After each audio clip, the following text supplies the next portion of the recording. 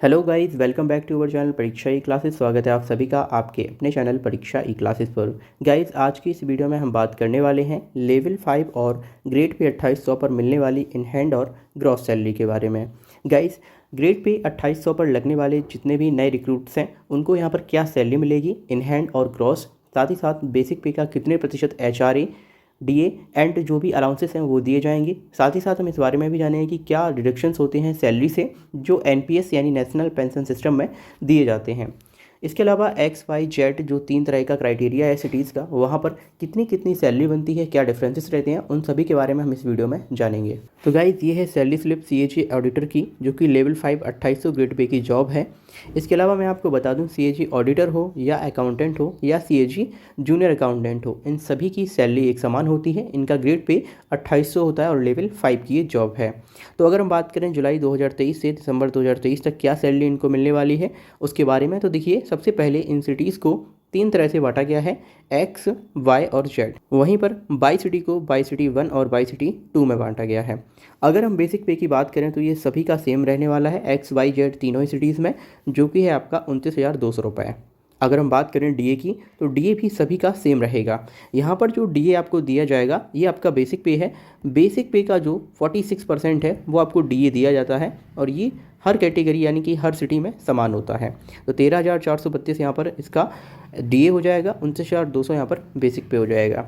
अगर हम बात करें HRA की, तो HRA यहाँ पर आपको मिलेगा अलग अलग 7,884 एक्स सिटी में, वहीं पर वाई सिटी में 5,256, वाई सिटी 2 में आपको मिलेगा सेम वाई सिटी 1 और 2 में, जेड सिटी में ये रह जाएगा 2,628। तो यहाँ पर आप देखेंगे जो आपका HRA है वो आपको 27, 18 और 9% के हिसाब से मिलेगा। यानी जेड सिटी में आपको 9%, वाई सिटी में आपको मिलेगा 18%, चाहे वो 1 हो या 2 हो, एंड एक्स सिटी में आपको 27% HRA दिया जाएगा। अब अगर हम बात करें TPTA की, जो कि आपका ट्रैवलिंग अलाउंसेस होता है, वो आपको यहाँ पर दिया जाएगा एक्स और वाई सिटी में सेम, यानी एक्स और वाई सिटी 1 है वहाँ पर आपको 5,256 दिया जा रहा है। वहीं पर अगर हम बात करें वाई सिटी 2 और जेड सिटी की, तो ये आपको 2,628 और 2,628 दिया जाएगा। इस तरह से यदि हम ग्रॉस सैलरी निकालें तो एक्स सिटी के लिए निकल के आती है 55,772, वाई सिटी 1 के लिए निकल के आती है 53,144, वाई सिटी 2 के लिए निकल के आती है 50,516, वहीं जेड सिटी के लिए निकल के आती है 47,888। तो ये तो निकल के आती है ग्रॉस सैलरी। अब यहाँ पर आपकी डिडक्शंस भी किए जाएंगे।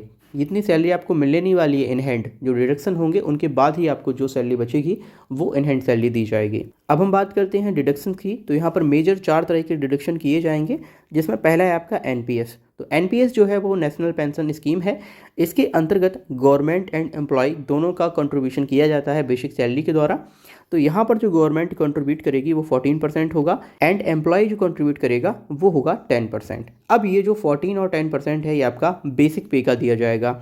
तो 4,263 ये सभी का सेम होगा, चाहे वो XYZ किसी भी सिटी में हो, 4,263 रुपये आपका एनपीएस में काटा जाएगा।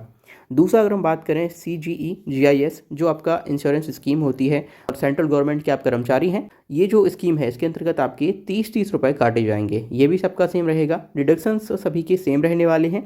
अब हम बात करें प्रोफेशनल टैक्स की, तो ये स्टेट के अकॉर्डिंग लगते हैं, आप जिस स्टेट में उस समय जॉब कर रहे हैं। फिलहाल मैं ऐसे 200 रुपये लेके चलता हूँ, तो ये जो आपका 200 रुपये है वो प्रोफेशनल टैक्स में कट जाएगा।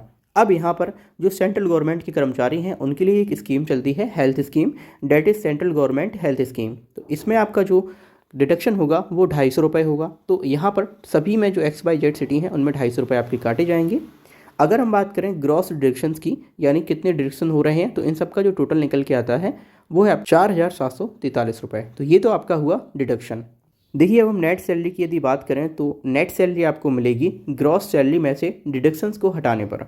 तो एक्स सिटी के लिए जो सैलरी बनेगी वो होगी 51,029 रुपये, वाई सिटी 1 के लिए सैलरी होगी 48,401 रुपये, वाई सिटी 2 के लिए सैलरी होगी 45,773 रुपये, जेड सिटी के लिए सैलरी होगी 43,145 रुपये।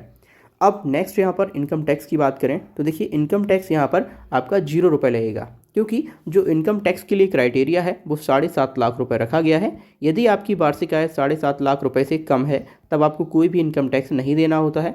अगर आप इससे ऊपर आते हैं, इस क्राइटेरिया से बाहर जाते हैं, तब आपको यहाँ पर इनकम टैक्स देना होता है और ये ईयरली बेसिस पे काउंट होता है, जो आपकी वार्षिक आय होती है उस पर। इस तरह से जो इन हैंड सैलरी जो आपकी निकल के आती है वो आप देख पाएंगे वो ऑलमोस्ट नेट सैलरी के बराबर ही है। तो ये आपकी निकल के आएगी इन हैंड सैलरी। अब यदि हम एज्यूम्ड टैक्सेसेबल एनुअल इनकम की बात करें तो ये आपका 4.5 लाख के ऊपर और 5.6 लाख के आसपास निकल के आती है, जो कि आपकी 7.5 लाख का जो क्राइटेरिया है उससे काफ़ी नीचे है। इसलिए जो आपका एनुअल इनकम टैक्स है वो 0 रुपये लगता है। ठीक है, तो यहाँ पर जो आपका बेसिक पे है वो 29,200 रुपये हो गया। DNS अलाउंसेस हैं वो आपके 46% दिए जाएंगे, सभी के लिए सेम होगा, कोई भी सिटी हो।